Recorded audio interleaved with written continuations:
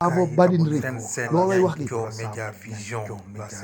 loolay wax gi comme ni ma ko fi waxee woon tamit ay temps doon ko fi pointé baaraam dooma raamu ñetti pom boobu xaw ma ñetti orange xaw ma ñetti lingom ba ma ko fi attaqué ay temps tamit nit ñi meree nen ma lu nekk nu wax yow boy Moussa da ngaa méttee kii ma ne leen bàyyi la vérité soxlawul nga koy jeex fu sori di ko xool nit da ngay ubbi say gët di xool tout ce que nous cherchons est là devant nous il faut être réaliste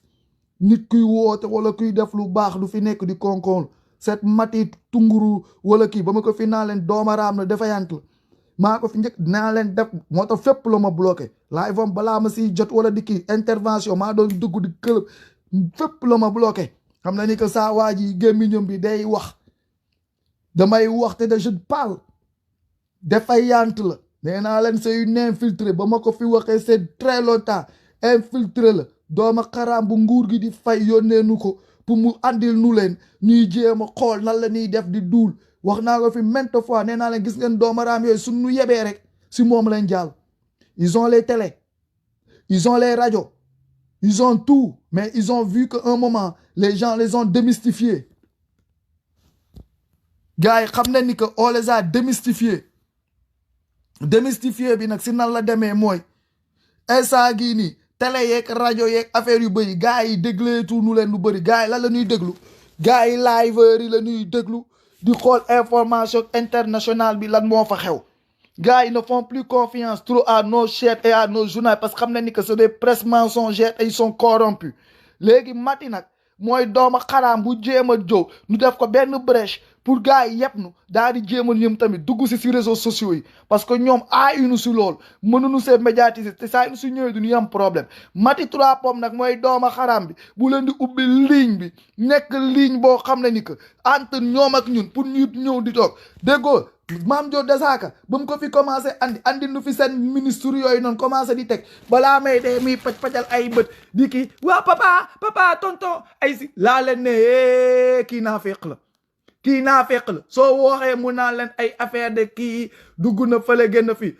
ñu bëri dal si man si page bi kii ma saaga fandayam wax kii génn ci nit ñu wax ma ne leen mati trois pommes naa fekk la su nu yebee si moom leen nu yebee moom moo tax nu yeb nu képp ku jug bëgg a wax duulam si ay page am plateforme am parce que gisoon na ni que on l'a soutenu au départ foofu nag la gars yi profité dugg ñëw raconter seen merde mu toog fa lu mu leen di jox si temps d'antenne su ko joxoon activiste yi nu xorom cottu nday gars yi ba gars yi nekk ni mais du ko def day dugal gars yi tuuti cofte kii parce que lan elle se croit une grande dame wala kii si laa ko teel ak tey ne ko boy yow combat bii ngay def du combat wu ay affaire de xool les beaux yeux wala les beaux dents wala kii star la wala kii ñu on s'en fout démb ñu leen doon gis ay télé kii nangam tey ni comme nu ma koy waxee lii kenn duñu ko on a du affaire de star yooyu noonu duñ koy jël suppositoire leen ko ba mu sap ñu bëri nag ñu dugg si combat bi looloo seen problème affaire de star ñun Sénégal leen doon star balaa digga ñu on était les stars de l'ombre ñun ay undu leen woon ñun star naturel ñun leen doon wooyle weex dunk ñun du ñuy dox bokkalo suñu toog fu ñu toog de am 20-30 personnes suñu alentour ñun genre star yooyu leen woon fu ñu nekk day am nit ñee ñuy topp bëggal ñu suñu seen bopp te yàlla tax man ba may nekk man ba tey léegi la fii laa commencé daw nit ñi parce que lu ma siy nekk toujours ça m'a te ba ma dawee nit ñi je commence maintenant à me réaliser et à me concentrer plus dans ma tête mais bu njëkk ba du ma nekk fu nit nekkul je suis toujours nit ñaa ngi toujours aux alentours de man donc ñëw ba fii bëgg fekki mati trois pommes doomaraam la loolu je réitère encore toujours mes mots doomaraam la imbécile la espion la duñ ko yónni elle essaie de se trouver encore une brèche wala une voie léegi si ñun la bëgg a jaaree liggéeyam si ñun la bëgg a jaaree liggéeyam di jéem a teg xel di jéem a dox si bopp nit ñi di jéem a teg ay affaire waaye seetaan ko yàlla comme nu mu koy waxee yàlla kenn du ko nax boobu ba léegi moo ngi toog mais toujours affaire yaa ngi clair yàlla kenn du ko nax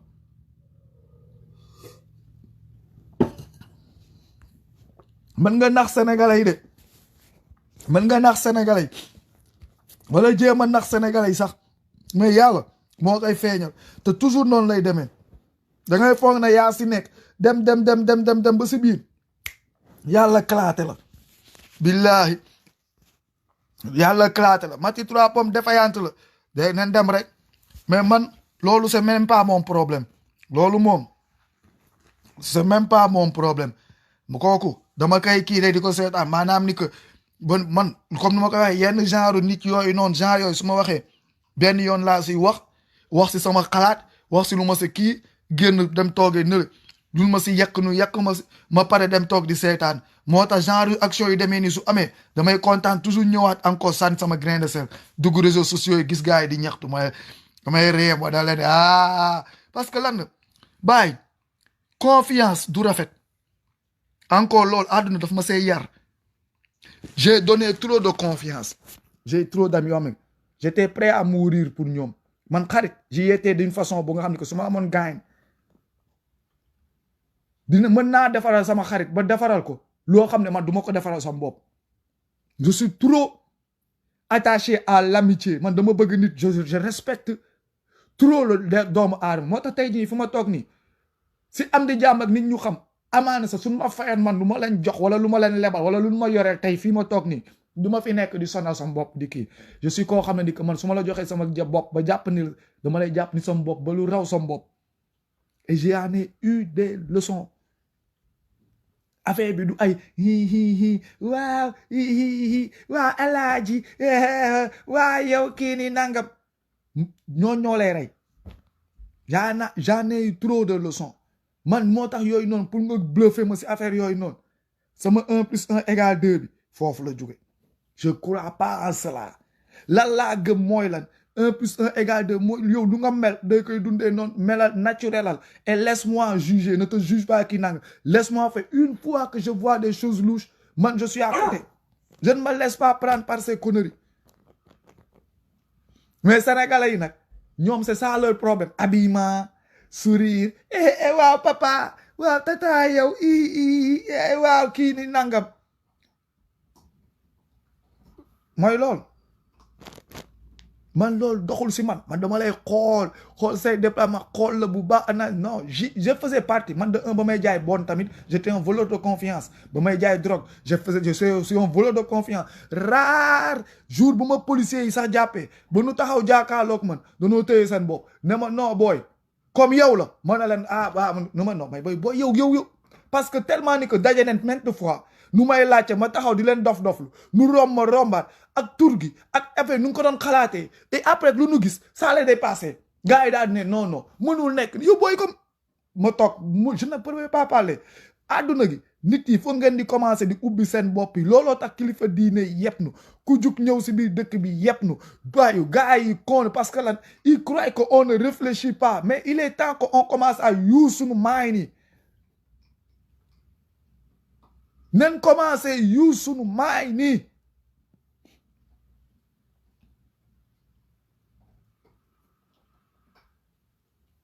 un moment il faut qu'on commence à être mature à grandir au minimum on doit commencer à grandir au minimum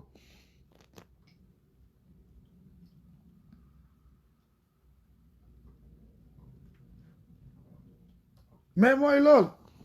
nit ñi dañoo bëgg trop lu yomb waaw DSS la nekkoon waaw kii journaliste la waaw xam na lu muy kii waaw ay waay dafa yeru waaw Mati sa musóor bi waaw sa kaal kii sa fulaar bi neex na ma de yooyu leen fa nekkee waaw musóoru nga waaw kii alors que moo ngi leen di rendi day duul ñëw yëpp nit ñi dem andi fi benn maam góor il se prête devant tout le monde raconter sa mère xëy andi fi Cissé Lo raconter sa mère sàcckat yëpp ñun suñu waxee mu ne moom mooy dem di leen andi pour ñu mën a ñëw défendre seen bopp nga andi leen ñu ñëw jàkkaarloo gars yi 30 minutes 40 minutes di duul après gars yi tamit si même plateau bi doo leen dugal pour ñu mën a xorom seen ndey comme ça nga pat non elle fait ces choses comme elle le sent dof-doflu ñuy jaay ay affaire mais xaaral am na sax benn parti boo xam ne ni que balaa 2024 loolu combat boobu tamit je vais le prendre et on va y rentrer te combat boobu noonu day jàkkoonteeg ñun activistes yi nu rajaxe carte bi yëpp mu kii tous ces grands wa gars yi nekk fii nii si affaire bi di woote seen bopp ay activistes ñëw di fi jaay ay affaire de star ay affaire de kii dina leen exposer te dinañ yéeg seen kaw point barre comme que nag vous êtes là venu pour faire les affaires de star ay affaire de kii ni nangam on va foutre le bordel seen kaw la ñuy yëg dinañ baaraam seen ndey nee naa leen combat bii nii c'est 1 + 1 = 2 kenn du fi day kenn du fi day kenn je commence de 1 de ce ndaama la xaw ma ndengeleer rek mati 3 pom ak ay je ne sais pas l'autre doon New York balaa ma fay àgg sax muy gën a di funki di naw le gars avec bëgg toujours amul affaire de stade ñëppay jaar nu suufel tegu ko si Sénégal respecter Sénégal en tant que tel ku fi génn wax affaire de stade nu xorom sa ndey parce que c'est trop gars yi da nga leen di gis nii nu koy dund quoi nii foog ne que ils se croient des super things wala ay affaire yoo xam ne wala soo leen déggee sa am na si soo xam ne soo leen déggee nii wax nu foog na ni que ku sans ñoom le combat ne va pas laaj leen ko Françoise da ngeen koy laaj Françoise ba mu fiy toog sama combat waaw man a kii waaw maa leen kii laaj leen ko fan la mujj billaahi du leen may dara fii combat bi kenn moomul ndem kenn du ko yenu te combat bi ku si nekk da nga siy bay sa waar dem toog léegi nag nit ñi ñëw toog fi di jaay ay affaire de waaw star wala dama am xaalis wala ay affaire de kii wala man dama doon feeñ télé wala léegi kii nangam du ñuy toj seen lu bon fii nee naa leen c'est les réseaux sociaux fii Mark Zuckerberg mooy star bi su ko weesoo fii c'est nous que le zéro avant ngeen di ñëw di teg say taat yi du ngeen fii tëb kenn du fi dof-doflu ku fi dof-doflu on te remet à ta place loolu amul sax ma dem te ñëw amul ma dem te ñëw parce que gars yi yamatuñu si def star dañ siy boole xaste dañ leen di gis mu toog di ñot di ay star di xaste di gaaru waale di kii ay con bâtard de rien du tout ñuy wax nu naan di ñuy xaste te lu ma si gën a naqari ce sont des gens reconvertis quoi ñoom ñëpp ay reconvertis leen seen ancien affaire yëpp ay bâtard leen ils ont rien réussi Mati 3 Pommes reconverti hein Ndengeleer reconverti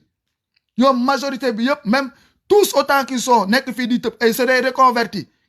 nekk ren seen Mati journaliste elle n'a rien foutu fu mu dem lu dàq ko elle n'a jamais dit la vraie vérité la vraie cause day gën rek di jooy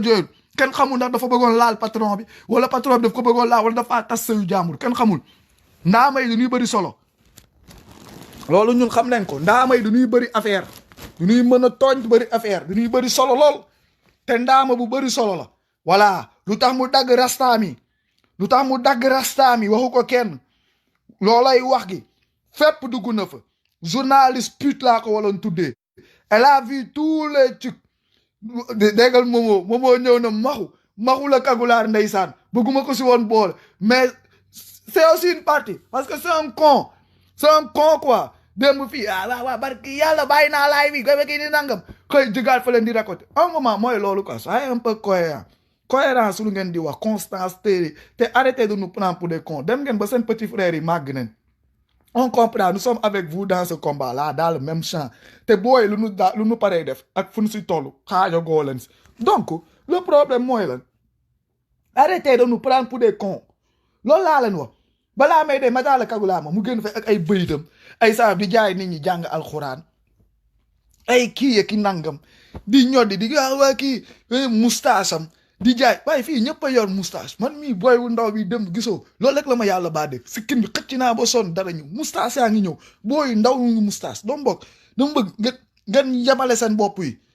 yemale seen affaire de star yooyu ñoo fi jeex dëkk Sénégal benn star la am muy Sénégal su weesoo staru Sénégal ñaareelu star bi Macky la tudd Macky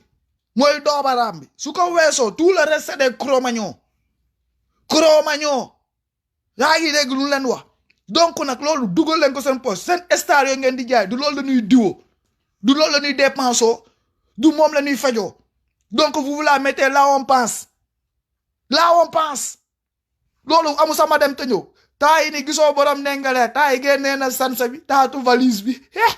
my grand nee na du màgg quoi grand màggal ca plus de 40 et quelques cas de poussière mais grand bi ba léegi soo gisee bëgg dangal ay cas sol seen cas de kaano lu jaay ay affaire booy kii ñun ñoo ko waloon def loolu bi ñun ñoo wala kii mi xoolal Moussa soo xoolee sama wundu santiwul lu bëri mi may grand soo gisee toujours ay kii bëgg na màggal c'est vieux c'est un grand bàyyi sa yëfu dof luy non mais what the fuck quoi kenn xamul lii la wax jaay ay star yu yor di bàyyi yéen xaar leen rek neen yéen toog leen foofu di wax rek toog fii laa Dramé nee na Matar moo gën yenn gars yi de ma ne ko Matar xam ngeen man lan mooy sama problème du ma ne ak Matar kese de mais ak ñu bëri xam nga soo gënee nit ñi wala nga am si foo gën nit ñi da ngay constance su nga ngay def da ngay wax benn wax nga téye wax gi nga góorgóorlu si man la laa gën a bañ mooy lan su nekkoon sa jigéen ñi mooy côté jigéen ñi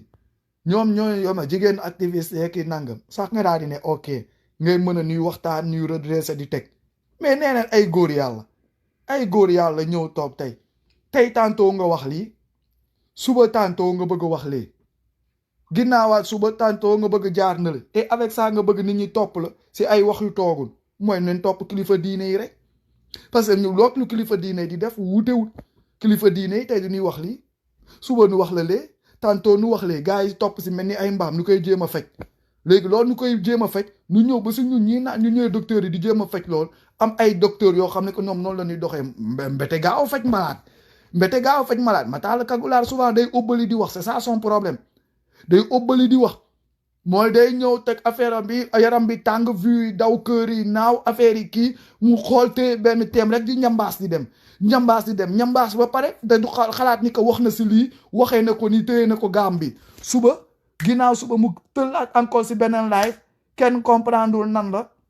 fàtte na ni que 2 jours en arrière il était dans un autre domaine autre gamme tey mu ñëw mu taxawee fii si beneen gamme et à un moment tu perds les gens yow c'est quoi ton problème loolay kii quoi saa waay mooy loolu man nag le problème encore mooy ñoom avec toute leur grande gueule ay ancien leen ba ñuy combattre yàgg nen si seen expertise soi-disant seen ancienneté seen yàgg bi fi si combat bi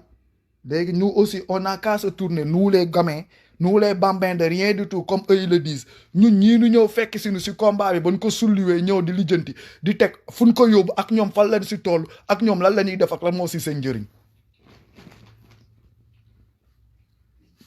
saa waajee du amoon na ku ma fi doon xas naa ma musoo am loxo bu damm musoo dem fële musoo kii nangam dox fële moom lu mu dox lépp ba am si loxo bu damm ba ñëw toog fii ni ñun ñu si amul loxo bu damm fu ñu yóbbu combat bi fu ñu ko jëlee fu ñu ko yóbbu ñoom fan lañ ko jëlee fan ko yóbbu ak la la ñuy wut fii nii instant bii nii ba léegi ak fan lañ def dara ñun lu nu sañ a wax ñun booy yi sax lu nu sañ a wax ak lu nu sañ a lijjanti lu nu sañ a dugg ñoom sañu koo wax sañu koo lijjanti démb sax sañu koo wax te tamit mooy loolu bokkul dafa bokkul sax bokkul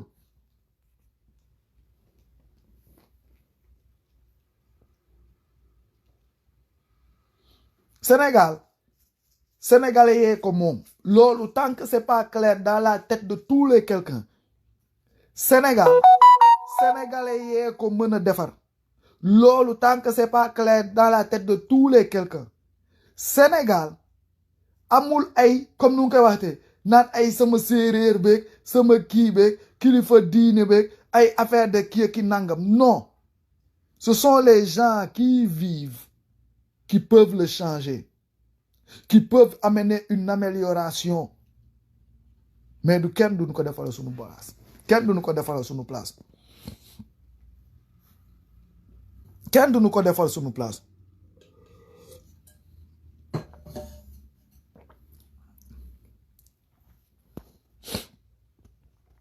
Samori Touré gis nga li ngay wax ni naan tous les autres liveurs connaissent bien que Moussa xoolal activiste sénégalais li yow ko tas booboo gën a dee ba nu koy taxaw ba ñëw toogee di ba ma commencé génn di wax samay wax man comme ma ko waxee 1 plus 1 égale 2 kii su pas là ak kii nangam su ma si ëppalewul kenn si activiste sénégalais kenn ëppalewu ma si parce que comme nu ngi koy waxee rek ay maga fa dañoo kii mais idée bi fu mu jógee yàlla xam na ko ku ko créé ku ko teg ba mu ñëw toog ba nun taxawee nu ngi ko créé ñun ñu ko def xam leen ko lu ko tas lii si la bokk parce que lu tax gars yi ñoom seen ñun suñu biir daa am ñoo xam ne dañoo gëm ay affaire kilifa diine ay affaire de lool première fois lii y a un an presque 2 ans en arrière ba ma koy njëkk attaque ñu si daal ñoo bëriwul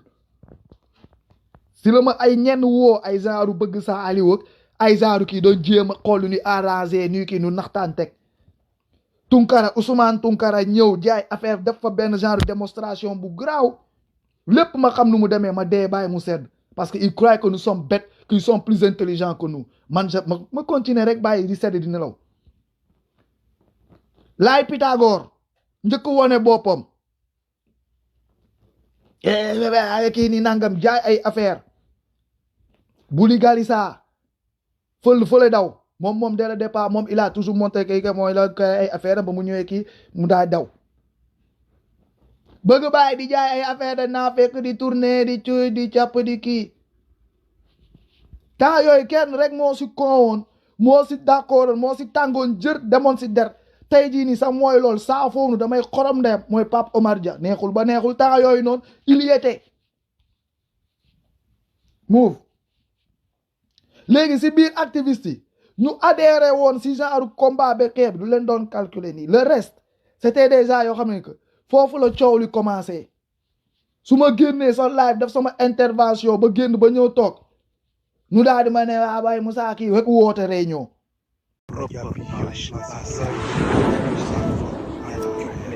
Abonnez-vous à la scène qui vous ressemble et qui vous correspond. Nianthio Média Vision, l'œil du delta du Saloum.